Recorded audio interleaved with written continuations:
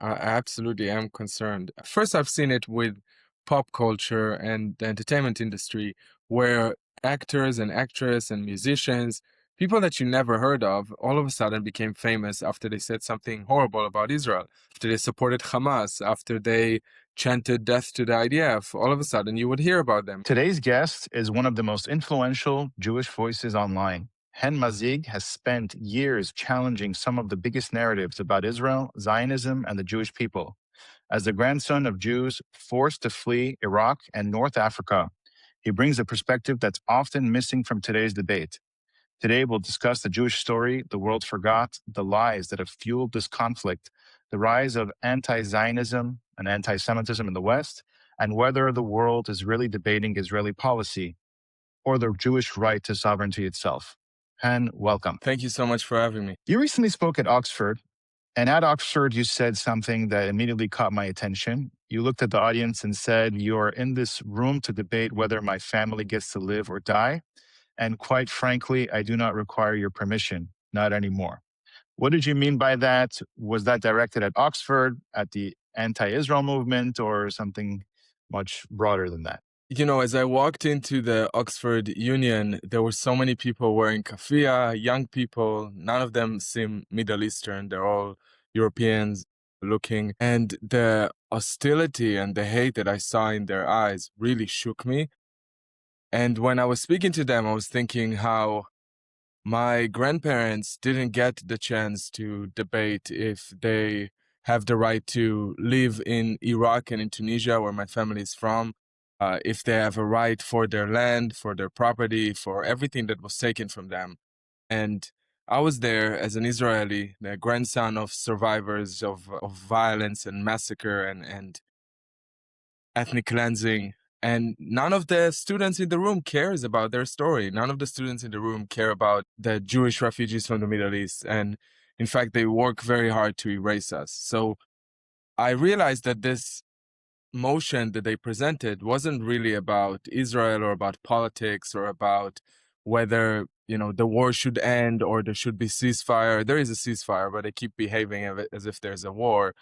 Because the truth is that it's not about politics. It's about the existence of my family. And if my grandmother from Iraq and her 11 children, one of them is my mom, have the right to live in their homeland, in the only place that took them when the entire world has turned their back on them. And I don't need their permission because now we have an army, and I served in this army for 5 years, and my family is serving in it, and my friends are serving there. We are able to defend ourselves. And that's what I meant when I said I really don't need their permission. Now, you travel all over the world speaking on campuses. Is the conversation about Israel becoming worse, or are we seeing the views that were already there just becoming more public? We're seeing the views that have been there, but it's definitely much more amplified and bigger than it used to be. When I first arrived to America, I worked in New York at a summer camp after my military service. I had 6 months to take time off, so I worked at a Jewish summer camp, and the conversation was quite different back then. People had some criticism of Israeli policies or the government, but nothing like what we're seeing now. Then I moved to Seattle, and I lived in Seattle for 2 years. And even there, it's the Pacific Northwest. It's very liberal, very progressive. There was some elements of criticism or, being Israeli in the city, I felt like some people didn't like me, but it wasn't anything like what we're seeing today in major capitals around the world and on college campuses specifically. There are so many young students that have truly been made to believe that Israel is the worst country that ever existed, that what the Palestinians are going through is worse than the Holocaust, that there are concentration camps in Gaza that were, killing Palestinians for fun, as if we woke up one day and just decided that we want to go into this war. They're completely erasing and omitting the fact that October 7th happened. They don't know, many of the students don't know that hostages were taken. So often when I speak to them, I have to tell them the basic facts that to us seem so basic, but they really don't understand that. When I share with them that my job in the army was to help Palestinian civilians as a humanitarian officer, they're shocked. They think that the IDF is a brutal army and that we just decide to kill people because we enjoy it. And of course we don't. So this sort of conversations that I'm having with those people, with those young students, that a lot of them start by really hating me and hating the fact that I exist before I open my mouth. It changes very quickly when you confront them, not only with the fact, but with a personal story of someone that is representing the majority of Israel. Majority of Israeli Jews have been forced out from Arab and Muslim countries. And when we're talking about right of return for Palestinians or accusations of ethnic cleansing of Palestinians, those stories are the stories of my grandparents, of the grandparents of over 50% of Israeli Jews today. Not to say that any Jewish story has more importance, but just in this context, this story really matters, because when we're speaking about the highest number I heard of Palestinian refugees is 700,000 that they claim were expelled. But the truth is that there was a war. Many of them left. Yes, many of them were also expelled because of the war. But if you compare that to the almost million Jewish refugees that were forced out from every Middle Eastern and North African country, and the land that was taken from my family is equal to 5 times the size of the land of Israel today. There's one group of refugees that was completely ignored, and no one is talking about them, and no one wants to acknowledge our story and our history, because if they do, then their entire anti-Israel narrative collapses. So it's important to share the stories and the facts, but especially when it comes from someone that has this lived experience that they can't really argue with. Do you think that the conflict would be understood differently if every one of these students learned about the hundreds of thousands of Jews, like you said, that were forced out of the Arab countries alongside the story of the Palestinian refugees? It's an interesting question, because I want to say yes, I think this is the missing element. But I am also old enough, I guess, to to know that a lot of those people really don't care. And even if they knew the facts, they would turn away and keep going. But I think that these facts and these stories matter, not for the ones that are brainwashed or the ones that are really just anti-Semitic and using the conflict as an excuse to air their hatred to the Jewish state. I think it's important for the people that are in the movable middle, the people that haven't made up their mind, and all they hear is anti-Israel propaganda, and they hear, they watch the mainstream media in America, they are exposed to influence campaign on social media. We know that Qatar and Iran and China and Russia are all targeting Israel and Jews on social media. They know that if that would become the issue that Americans are divided on, then they will be able to create more chaos in America, which they have contributed to. So my goal by sharing my story, by using social media, by speaking on campuses and speaking with communities, is to reach those people that are not convinced yet and give them a bridge to walk back and to see reality for what it is, in the hope that they would change their minds. And, through my work at the Tel Aviv Institute, where I'm a senior fellow, it's actually an American nonprofit where we research anti-Semitism online, and we try to see what sort of content really help people change their minds. And we find that this sort of human stories are much more able to change person's mind, to become more understanding and sympathetic of the Israeli narrative, than facts and numbers that are important as well, but not as important as the human story. Now, you often say that Jewish history in the Middle East didn't begin in 1948. Why is that such an important point? It seems like on college campuses today that every average student that you ask about this conflict will tell you that history started in 1948, that some Jews came to this land and decided to take it over from a different group of people that were living there. And of course, it's not the case.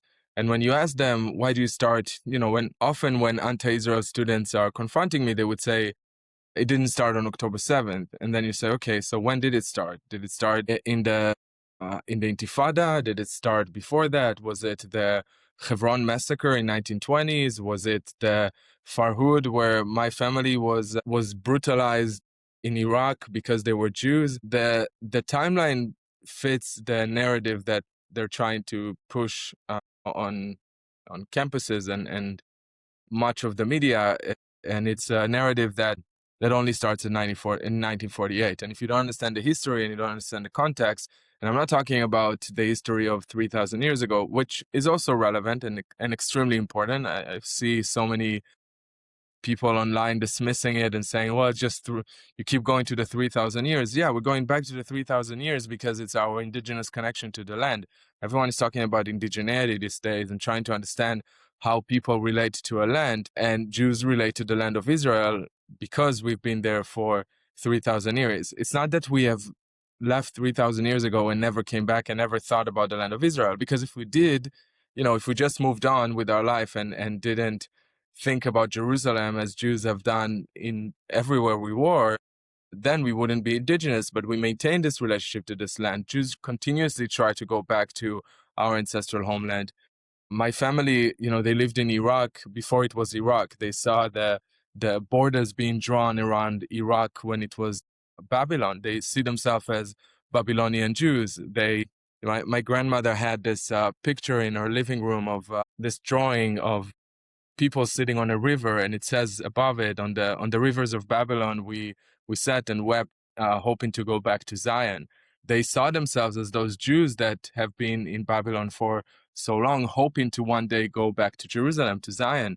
And the same thing happened to my family in Jerba, in North Africa. They're one of the most ancient Jewish communities in the world that has been forced out, but they also did not think twice when the option to go to Israel came about, because they have this indigenous connection. Jews are a religion, of course, but we're also a people, and people with a continuous connection to our land. We pray towards Jerusalem wherever we are. We have agrarian practices that are specifically related to the land of Israel. When we take the 4 species in Sukkot, it's not just 4 species of plants that you can find anywhere. It's specifically plants. It's specifically the sort of plants that you can find in the land of Israel, and you wave it to 6 directions of the wind, and we invite the angels of peace every Friday to our home to bless us. All of this is part of our indigenous culture that started in the land of Israel, and we are maintaining it today there by studying Torah there, by practicing our identity, by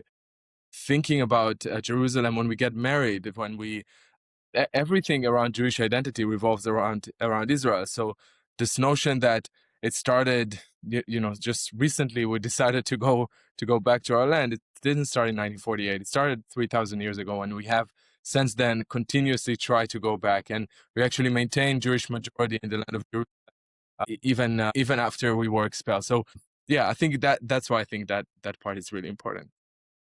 And not to mention that the amount of archaeology that's been found in the land dates thousands of years. Now, you've written that Jews are often expected to ask permission simply to exist as a sovereign people. Do you think people are more comfortable with Jews as a persecuted minority than as a nation that's capable of defending itself?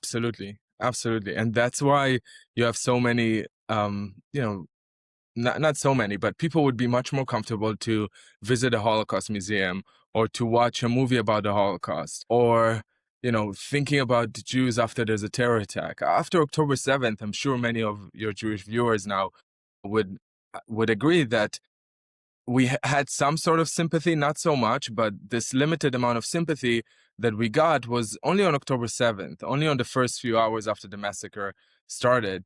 And when we saw the bodies being piled on, then we had some sympathy. But when Israel retaliated, everything changed. And everything changed for us also in the 6-Day War. And everything changed for us every time Israel is able to stand up for itself and we don't need the West, then they're much more uncomfortable with us. And I think that comes from a lot of things. I think it's definitely related to the fact that there's a guilt over the Holocaust, that the world has looked away. I've seen newspapers from 1930 and during the heights of the massacring of Jews in the Holocaust, and the news about 1 million Jews being killed in the camps was like in page 12 or 13 of the New York Times. To think that this sort of headline wasn't even a front page, it was in the middle of the newspaper. That was the way that the world was able to look away. And I think big part of the world feels this guilt for allowing it to happen.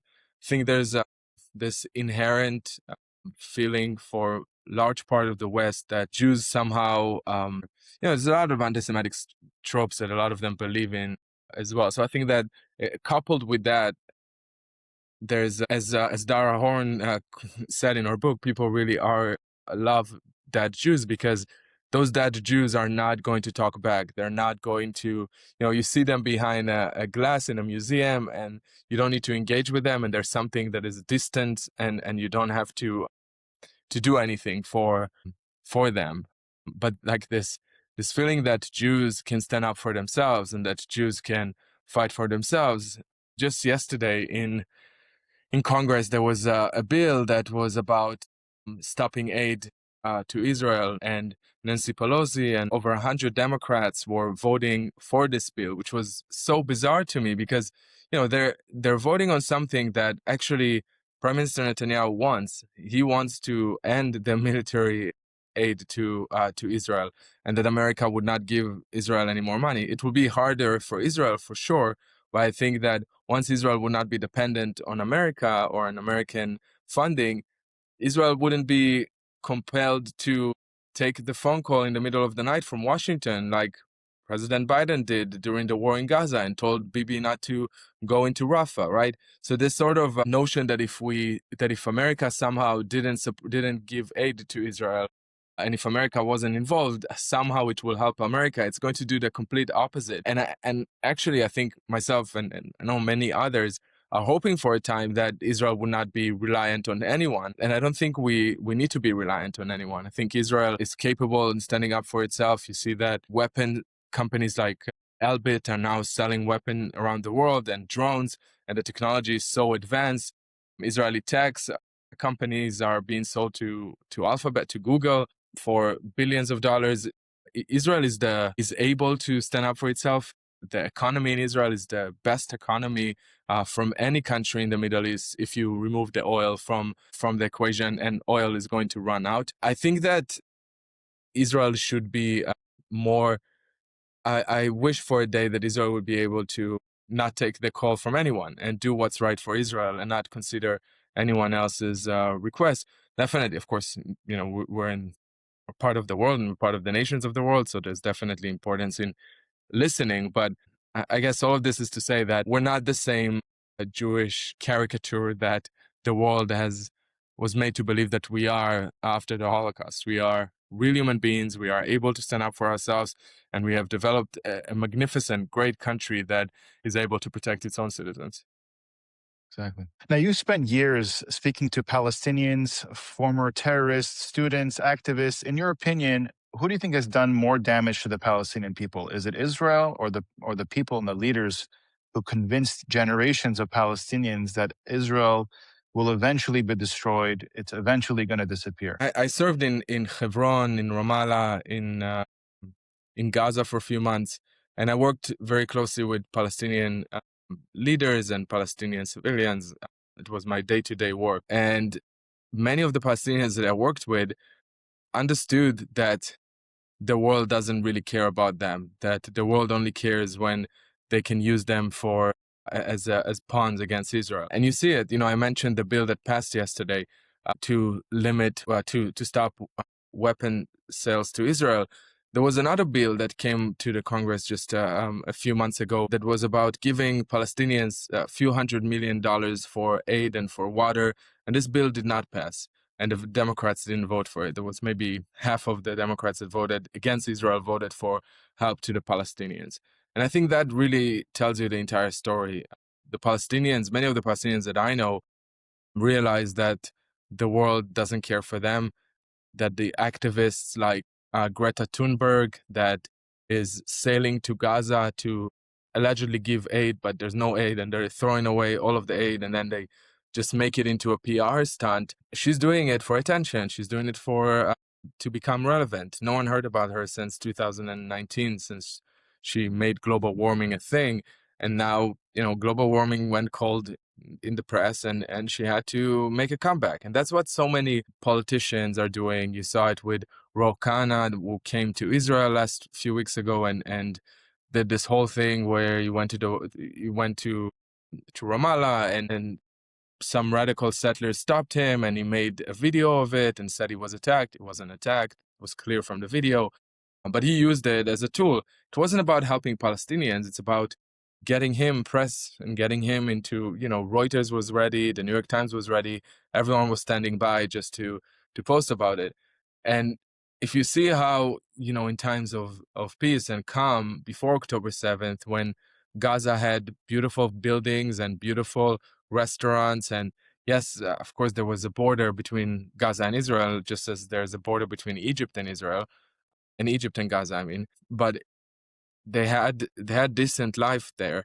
And to see what Gaza ended up with after October 7th, that's what Hamas's terrorism has achieved. That's what the encampments has achieved. All of this hatred and violence in the streets, and the protests and the boycott and the bills and the flotillas, all of it has achieved nothing. It has achieved nothing to the Palestinians. I speak to my Palestinian friends in Gaza and in Ramallah. They know that. They know that they're being used. And to me, it's really heartbreaking to think that this community is really a victim of the world using them as a tool against Israel. And I know many of them truly understand that if they could have had a peace with Israel, they could have had a country of their own, they could have had a two-state solution, they could have had much more freedom and rights if it wasn't for the intervention of the world, of using them as pawns, and Hamas being, Hamas is another foreign proxy of Iran and Qatar that are using them to incite violence against Israel. In a way, I think the Palestinians would have had it much better if the entire world was just looking away.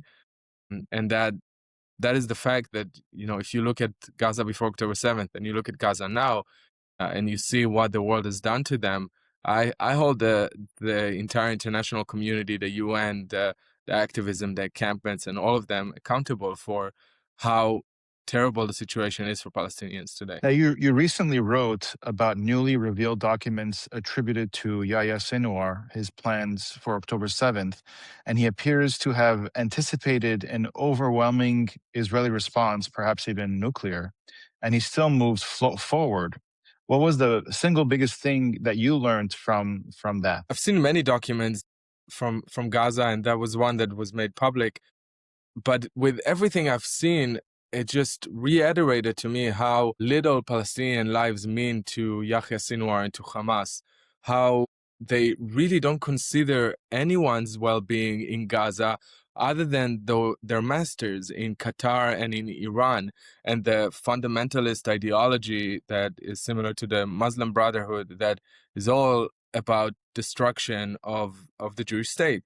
And that sort of mentality is the one that led so many Arab countries into becoming failing economies. I mean, you look at Iraq today, you look at Yemen, you look at even Syria. I mean, those countries could have, or Lebanon. I mean, Lebanon is at least taking right steps toward peace with Israel and to rid themselves from Hezbollah. But this sort of fundamentalist ideology has corrupted those countries.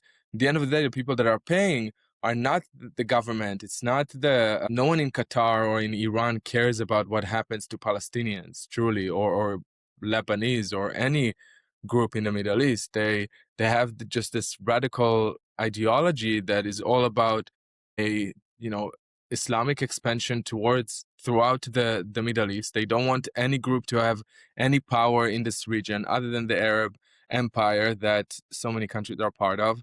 And I think that is what led the thinking behind initiating October 7th, when Yahya Sinwar is sitting with his senior commanders and he's writing about the support that he got from Iran and the support that he got from Qatar, and how nothing matters more than the divine goal of eradicating the state of Israel.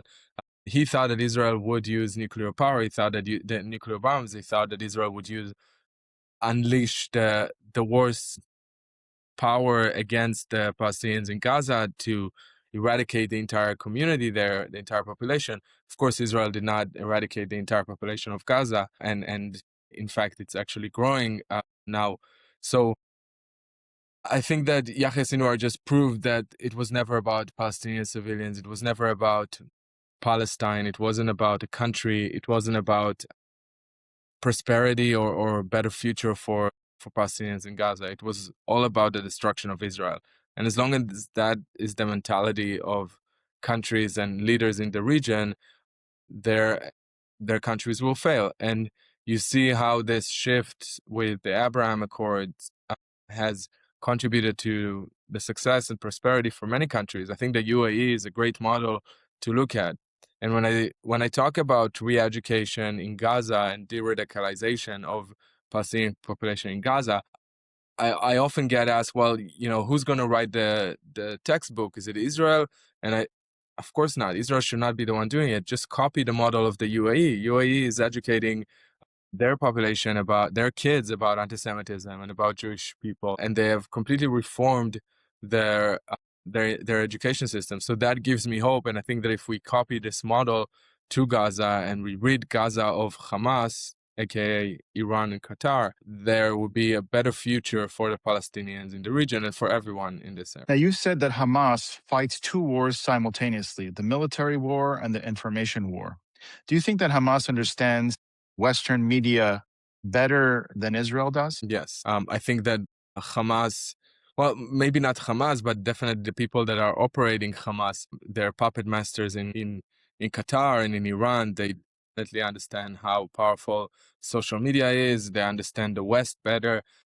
I had so many conversations with, I think, every minister that in Israel that is related to public diplomacy and public affairs, especially in the West, and I was shocked by how little they understand and how there's no investment in this sort of effort. And I think it is definitely a front. And if you don't think it's a front, just see how Biden stopped weapon delivery into Israel. It wasn't because of anything that happened on the ground. It was only because of the social media campaign and because of the media. If Israel had strong enough PR, if Israel was able to communicate what was happening and create those relationships with the West in the same way that Hamas, Iran, and Qatar has done, things would have been much different than they are right now. Social media and the media, the mainstream media, are really determining a lot of the real world events that are happening. So I think Israel has failed in this front. I'm not holding hopes for the Israeli government to do it. I don't know if that's their job. They have so much to deal with on the ground, and I often get asked this question, how can Israel improve its PR? I think that it has to come from the diaspora community. I think that Jews around the world that care about this need to take a stand and to think of how we can improve it, because the model that Qatar is using is not one that would work for Israel. Israel can't do what Qatar is doing, like, starting Al Jazeera and then funding thousands of influencers and thousands of media moguls. And I heard from a friend of mine that after October 7th, she went to the Qatari embassy here in the UK, and she's very close to the government. And they offered them a lot of money. They said, we'll give you millions of dollars if you make sure that the government would be against Israel. We will make sure that your government would win an election. That is what Qatar is doing. I don't think Israel should be doing that. I don't think we can do that because we don't have the oil that Qatar has. But the oil would run out, and I hope that at some point the world would wake up to see how they've been manipulated and used by those countries that do not share any of the values of the West. They're not doing it because they care about the West, or when you see someone like Tucker Carlson completely changing his perspective on literally everything, you understand that he probably also had a phone call from the Qatari embassy. And I hope that the world would wake up to it. I think a lot of them are at the moment. Now, you've appeared on Piers Morgan several times. What's one thing that you learned from those debates that surprised you? You debated people like Owen Jones, Anna Kasparian. When you're sitting across from them, do you feel like you're debating Israeli policy, or is there something much deeper over there? Yeah, I'm often get asked, how do I do those debates? And the truth is that I used to do them really badly, because I would start by trying to convince them that my point of view is, not that my point of view is right, but to try and bring them to my side, maybe give them a different perspective, maybe say, we can agree on some stuff, but let's find the places that we disagree with and try to, sorry, let's find the places that we do agree on, and where we disagree, we can leave to the end. Uh, and I realized that it's not, that's not what they're there to do. And that's not the way to win, because I can win an argument. Of course, I have all the facts and all the history, and I can win any argument, but winning an argument is cheap. What you want to do when you go on those panels and those debates is to win the room, is to win the audience, is to make sure that the people that are watching feeling more close to you than the person that is yelling and behaving like a lunatic on the other side. As I said, we're doing a lot of surveys and seeing what sort of content people are responding to more. The definitely the rage and the hate and the clickbait sort, content gets people watching, but it doesn't make them sympathetic towards the person that they're watching. A lot of the time they watch it as if it's it's a train wreck. You want to watch it, but you don't like it. You don't enjoy it. Uh, so I've learned quickly from Piers Morgan, from appearing on Piers Morgan and Sky News and BBC and going on those debates, that the people that invite me, they want me to go for blood. They want me to say something crazy, to behave. I remember one of the last times that I was at Pierce, I haven't been in a while, and I'm just not. I do it when I want to. When I when I don't, I say no. It's important to keep your mental health. But in one of the last times that I was there, he asked me. He said, "Do you think that don't you think that Donald Trump is worse than Hitler?" And I was sitting there and I was struck. It struck me that Piers Morgan, and I know Piers, like, we're friendly, is a nice guy. I do think he gets the Israel story, the Israel side. I think he also gets that to monetize on YouTube and to get clicks, he has to bring a very certain point of view. But just to think that, there's a Jewish guy sitting in your studio in London, you know me, I know where he stands, just to ask something so insane, is Donald Trump worse than Hitler? So, you're left with a choice. You're either going to say, no, of course, Donald Trump did not kill 6 million people. So as long as he didn't kill 6 million people, I'm not going to even. But I thought maybe instead of just going to the obvious, which is obvious, maybe I'll just ask him back. So I just said, Pierce, do you think that Donald Trump is worse than Hitler?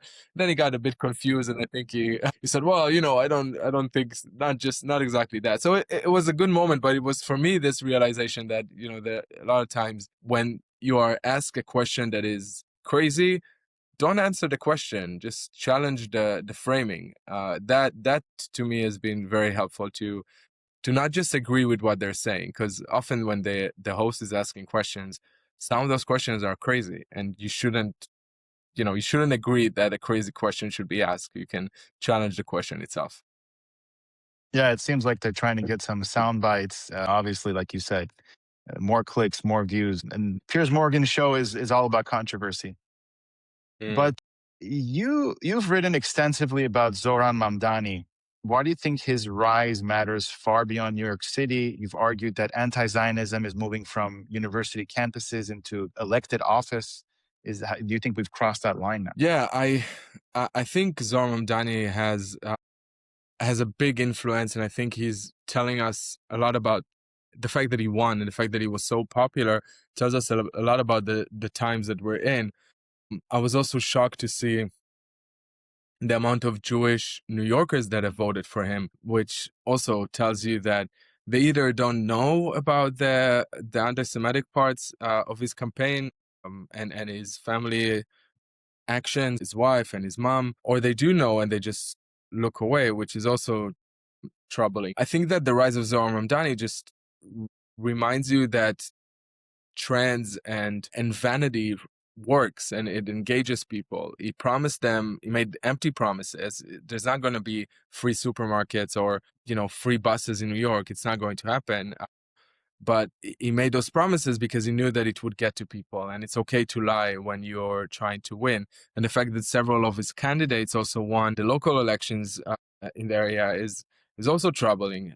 It tells you how strong the propaganda and social media online is, and how young people are so susceptible to follow empty promises and lies, just in the cost of, be it feeling like they're part of something, that they belong to something. I think there's a lot of loneliness with young people today. and they don't feel like they belong to anything. That's why they feel like they have to change themselves. They have to behave in a certain way. They have to say certain things. And I think this is where Zohran Mamdani and his populist approach to it is working. I mean, it's also why the Free Palestine movement is so populistic and getting so much engagement and support, is because a lot of those people that have felt that they are never part of anything, for once are feeling that they're part of something and that they're actually doing something that matters, and they create communities and they actually chant in the streets like we are all Palestinians, and they're not, obviously, but they bought into this belief that they are going to be part of something. I think that's what Mamdani is selling. So yeah, I wrote a lot about him and about this trend on my Substack. It's because I think we are in a time that there's a lot of changes, and a lot of them are not positive, and I'm very concerned. I didn't think that Mamdani would win when he started the campaign. As the campaign kept going, I wrote online that I think that he has good chance, and the campaign got stronger and stronger, and I think that the people that care and the people that want to take a stand and do the right thing do not have the organizations and the capacity that Mamdani has and his supporters have. I saw that the daughter of the Sheikh of Qatar was posting about his victory. She was very happy for him. We know that his mom, Mamdani's mom, was receiving money from Qatar. We know that his wife has links to Qatar. So all of this is to say that I believe that there's a machine, very well funded and oiled machine, that keep working and keep operating. And I'm worried that we're not doing enough to counter it, or to offer an alternative to young people that are lost. Now, one of the biggest debates this week wasn't about Gaza or Iran. It was about Clavicular's visit to Israel. Why did that become such a major story? Were you surprised by the backlash? What were your thoughts on that? That his visit was not. I mean, when I saw that he came to Israel on the first day that he posted about it, I was just hoping that he would go do some content and leave, and that would be quiet. And I think that Israeli media has a lot to do with how they amplified it. And I wish we didn't have to speak about him. I wish he just came to Israel, took some photos on the beach and videos, and moved on. But I think we gave him a bigger platform and bigger focus than we should have. Is definitely a terrible person. I mean, what he stands for and what he does, from misogyny and from his saying Heil Hitler in a club and dancing with Nick Fuentes and supporting neo-Nazis. All of this is horrible.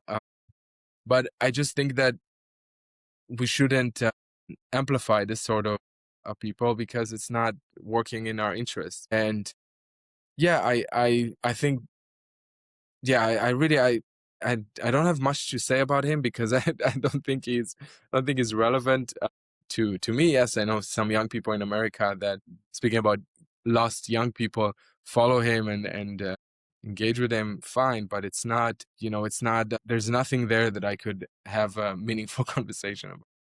Yeah. Let me ask you a broader question. Does Israel have a moral obligation to try to change the minds of people who spread hatred about Israel? Or are there just some people that shouldn't be given that platform, we shouldn't even deal with? Yeah, there's some people that we should take their phones away and not allow them to tweet and not allow them to stream. But I don't think it's Israel's obligation. I've spent over a decade working with every social media platform, from the highest people in every social media network, and trying to change their approach to it and make them understand that anti-Semitism is going free on their platform, and the anti-Semitism doesn't just stays on their platform. It has real world consequences, with Jews being beaten, being killed, being shot, stabbed. All of it starts from social media. I don't think it's Israel's responsibility. I think it's the big social media companies that need to be responsible for the type of content that they allow. And I'm sure anyone watching it at least once reported an abusive content and got some an abusive content. The response was usually that they haven't removed the content. But I don't think that social media is a place that I think that social media has to be more restrictive in terms of hate speech and calls for violence. I mean, I'm definitely in favor of free speech. People can say what they want to say, and if you're offended, it's our part. If you're offended by something that is not actual violence, then it's your problem. But if it's violent, it shouldn't be on the platform. And if it has language that can cause violence, it shouldn't be on the platform. And I was very proud of Meta. We worked together with Meta where they added, the word Zionist and Zionism in a way that is degrading Jews to the banned words. They have a lot of work to do to make sure that this sort of content is still banned and uphold their own rules. But I really think that the social media companies are the ones that need to take ownership on that, on hate speech when it comes to Jews in Israel.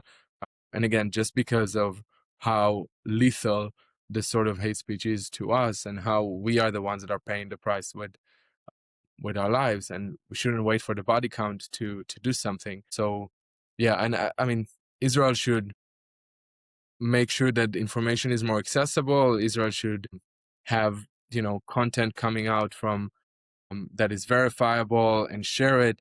But the truth is, every time I post about Israel said or the IDF said, most people that online would challenge it and think that maybe something there is not true. Or I know that it's true. I know that Israel would, and the IDF and the official spokespeople are adhering to very high standards. Yes, sometimes there's mistakes, but 9 out of 10 times I can trust the source, where I know that people online do not trust it. And that's where I think that Israel should just provide the information and let journalists and reporters and organizations and influencers take it and use it, without the trademark. You've often said that anti-Semitism is like a virus. It survives by changing its language. What language is it speaking in 2026? And also, when somebody says to you, I'm not anti-Semitic, I'm just anti-Zionist, what's the first question you want to ask them? That's a really good point. I think that anti-Semitism today comes in the dress of human rights. A lot of it is about how, if Israel didn't exist, the world would be better. It's anti-Zionism. It's Israel alone from all the countries in the world has no right to exist. It's people that do not challenge any other country's right to exist are the ones that are saying it constantly, that Israel does not have the right to exist. They never say that Russia doesn't have the right to exist or Ukraine doesn't have the right to exist after the war, or that any country, engaging in far worse wars and having far more people killed, but no one is challenging the right to exist. So when you hear this challenge of Israel has no right to exist because of a war, that it tells you that it is an anti-Semitism. But it's using the words of the language of human rights. It's using progressive and left-wing language and justifying it. And I think it's very concerning because it's very hard to fight that. It's very hard to when someone says the reason that I'm an anti-Semite is because of human rights, that's really the essence of what they're saying. But of course, the language is covering it up very nicely. It's very hard to engage in a critical conversation with that.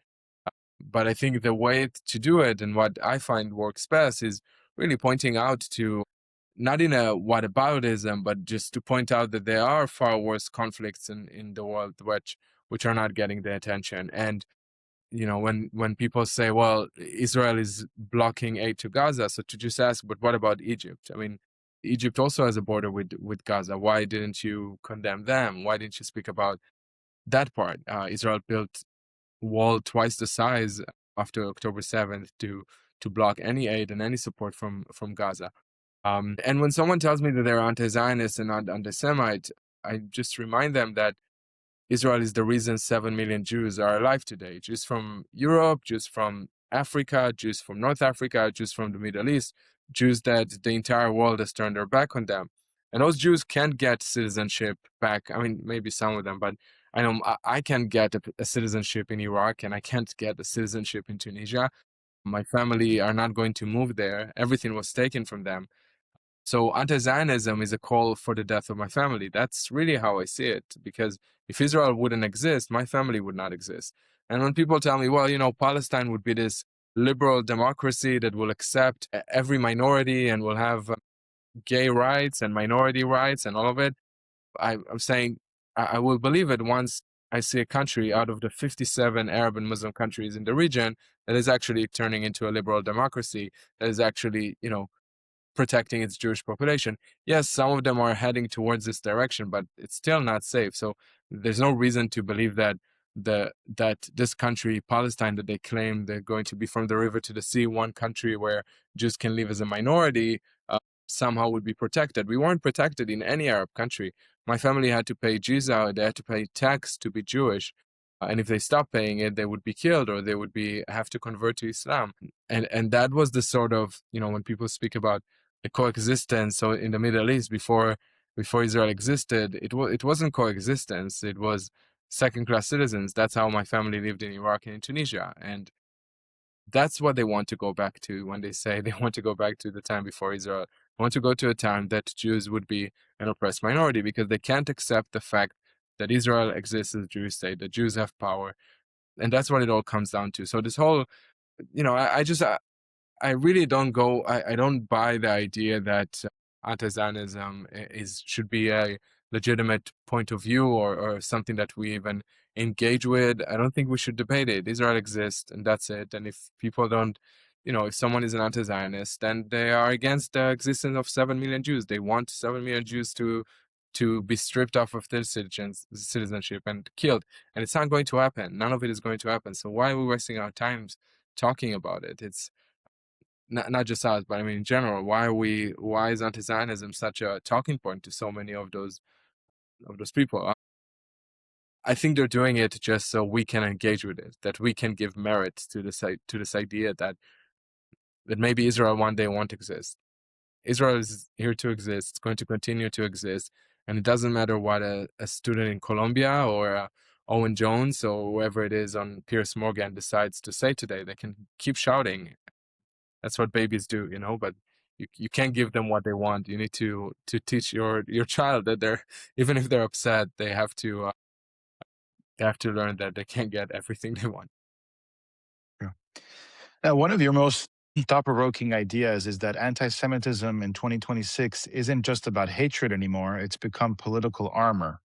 You argue that today someone can be accused of anti-Semitism and actually become stronger politically. How did we get here, and are you concerned about the future administrations in the United States, in Europe, and around the world? Yeah, I absolutely am concerned. I've seen this pattern with so many. I've seen it with pop culture and the entertainment industry, where actors and actresses and musicians, people that you never heard of, all of a sudden became famous after they said something horrible about Israel, after they said, after they supported Hamas, after they chanted death to the IDF. All of a sudden, you would hear about them. You would learn about Kneecap. No one knew who Kneecap was. This Irish band from that was in Coachella calling for the death of Israel or calling for free Palestine, whatever it is that they were saying, but no one heard about them. And then I saw that after they did this, they got headlines, and actually they sold out tickets for their shows. And it happened with Bob Vylan that went to Glastonbury, the music festival here in the UK, where they chanted death to the IDF. And then again, a band that no one heard about became so popular and getting so much attention. I've seen it with Susan Sarandon, the actress, that I thought her career was over, and she said something along the lines of the Jews are finally getting a taste of what Muslims have been going through. And then she became famous again, and she headlined Coachella with Sabrina Carpenter. So I've seen this trend in the entertainment world, and then I've realized that this is the same trend that is happening in politics today.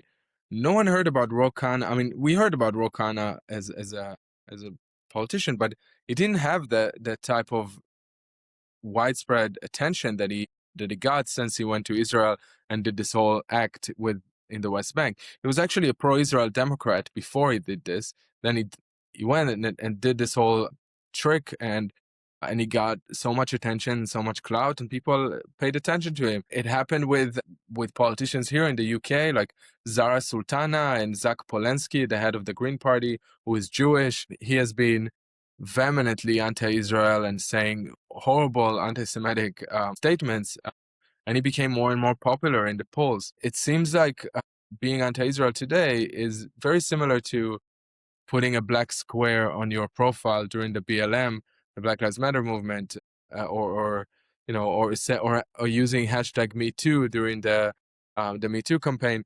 It's it's a way to get some popularity and some attention, and doing this, joining into the groupthink and to the mob, and receiving some engagement and some support. The good news is that just like the Me Too movement and the Black Square of Black Lives Matter, there were trends, and there are trends that, while we talk about them today, people have moved on from those trends, and not moving on, of course, from speaking about racism, and it's important to fight racism and important to fight against rape and against sexual assaults, 100%. But the trends themselves have moved. And I think this is what's going to happen with the Free Palestine movement. I really hope so, that people will just get tired of hating Israel so much. And it would be something that we talk about and look back at. But today it's the easiest way to become popular. It's the easiest way to erase mistakes you've made. I mean, the singer Lizzo was accused of allegedly there were claims of sexual assaults and or sexual comments and body shaming of her dancers or team, and she was canceled completely. And her way to come back was to make a video about, quote unquote, the genocide in Gaza, and all of a sudden she has an album dropping. So it's not only that it makes you popular again, it also brings back people from being canceled. And that's why it's so dangerous. But yeah, as I said, I really hope that this trend would pass, because that's what trends do. They come in, it's something that we talk about for a little bit, but then people just move on. And I want to thank you for your time. Really enjoyed this conversation. I'm glad we could finally make it happen. And I know you have a strong social media presence, but if anybody's not following you, how can they follow you, your Substack? And if you have a final message for us, the floor is yours. Thank you so much. Thanks for having me. You can follow me on any social media platform, Chen Mazzig. I also have a YouTube channel, Chen Mazzig, and I have a show called And They're Jewish there. The Substack is where I write long forms, thoughts and ideas that are challenging and interesting, I hope. And final words. There's this quote that I wrote 5 or 6 years ago on Twitter that it's gone viral and keeps coming back all the time. But it's about how I promise to love being Jewish 10 times more than anyone hates me for it. And that's something that I take with me all the time. No matter how hard people hate us, no matter how hard it feels to be Jewish or to be supporting Israel right now or to be a Zionist right now, the best way to fight it is by loving who we are, loving Israel, loving the Jewish people, and knowing that we are on the right side of history. And one day we'll look back, and our grandchildren will look back, and I hope that they would see us and be proud of how we took a stand. Thank you so much. Thank you for standing so strongly for the Jewish people and the state of Israel. We greatly appreciate it.